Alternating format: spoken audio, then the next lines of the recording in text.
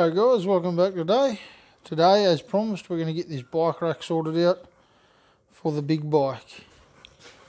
Got a couple of these made up already. We'll get into it. Sorry if you can hear a little fan whirring in the background there. Me and the young fella are going to the track tomorrow morning. A couple of RCs, charging up a few batteries. We'll get some RC footage probably tomorrow out the track, and put some of that up too, I'd say. Start doing some RC stuff as well. Rightio, let's get into it. Rightio guys, hanging up here is the young fella's bike, which fits on there already, and my big electric fat bike. We need to measure the distance between this back tyre and that front tyre, which is going to be harder to do than I thought with one hand. Sorry about the tape measure. This end of the shed's pretty dirty. Cluttered, I should say, not dirty. Taken up with all the kids' toys. Let's have a look, see.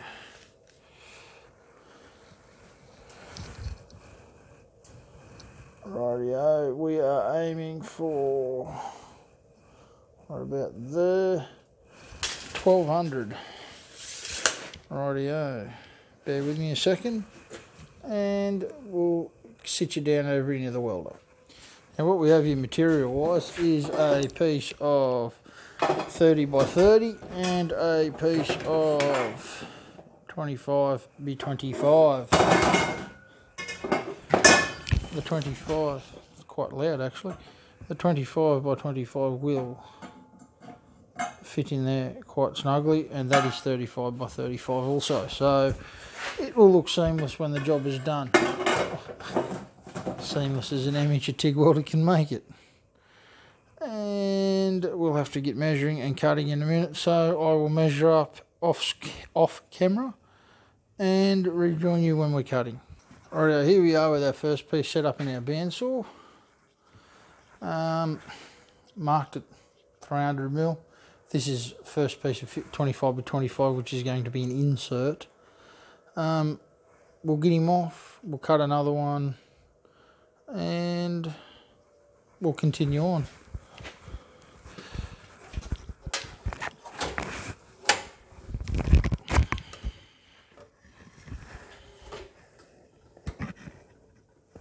Right down the line.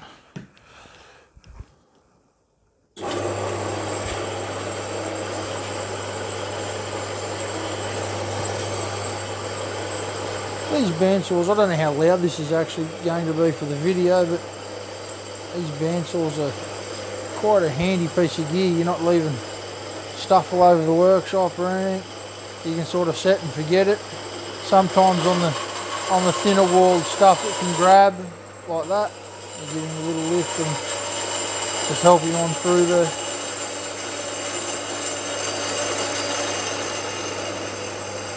but once it gets to the end of the cut, it will turn itself off. Any second now.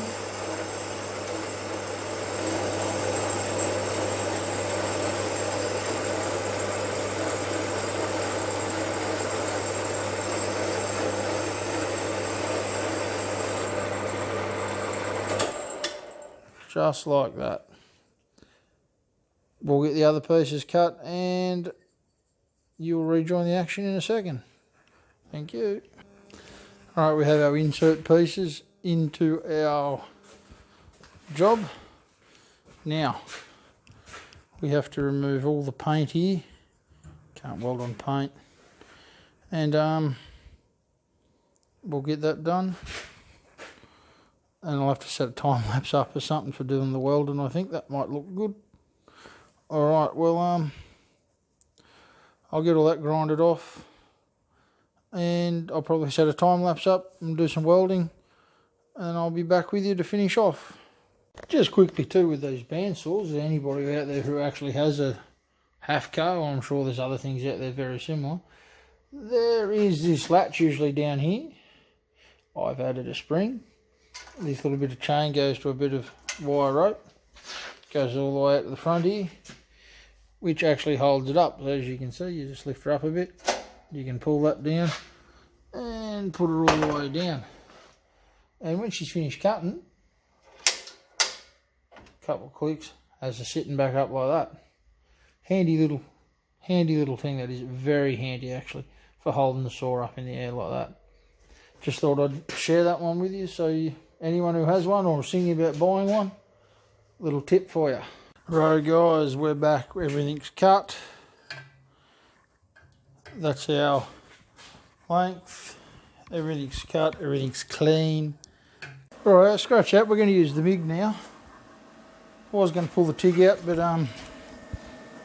there's nothing special in all this. We're just doing them up with the MIG, running some pretty low voltage and pretty low wire speed. She's not too thick, 1.7 actually it is, so you know, we'll be right, we'll get into it. Alright, we'll get this time lapse going. Enjoy.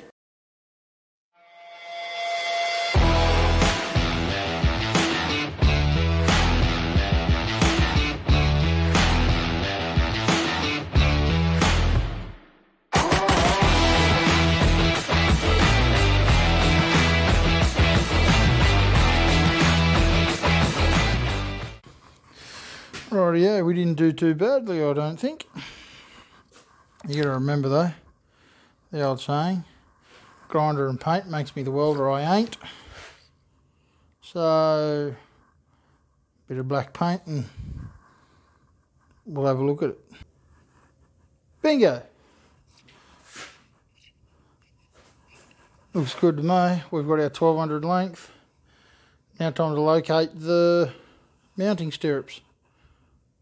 Right, now we're going to have to mark out some holes in the centre of these to mount them onto the rack. So I'll get some holes in there, we'll get them marked out on the rack, and then I'll probably just show you the finished product. Alright, no worries, we'll be back in a second. Alright guys, there we go, we've got it. That's her done on the van. It's a bit bright out here walking out of the shed. Fits the fat bike and the young fella's bike. The daughter's bike will go there, but she hasn't seen it yet because it's a birthday present and it's not quite her birthday. So that's it. She's all said and done. It's on there nice and secure, not going anywhere. Still got a number plate and some lights to go on the back of it, but you don't need to see that. I might make a short video on actually trailer plug wiring for anybody who wants to know. So we'll leave it at that, guys. Thank you and have a nice day.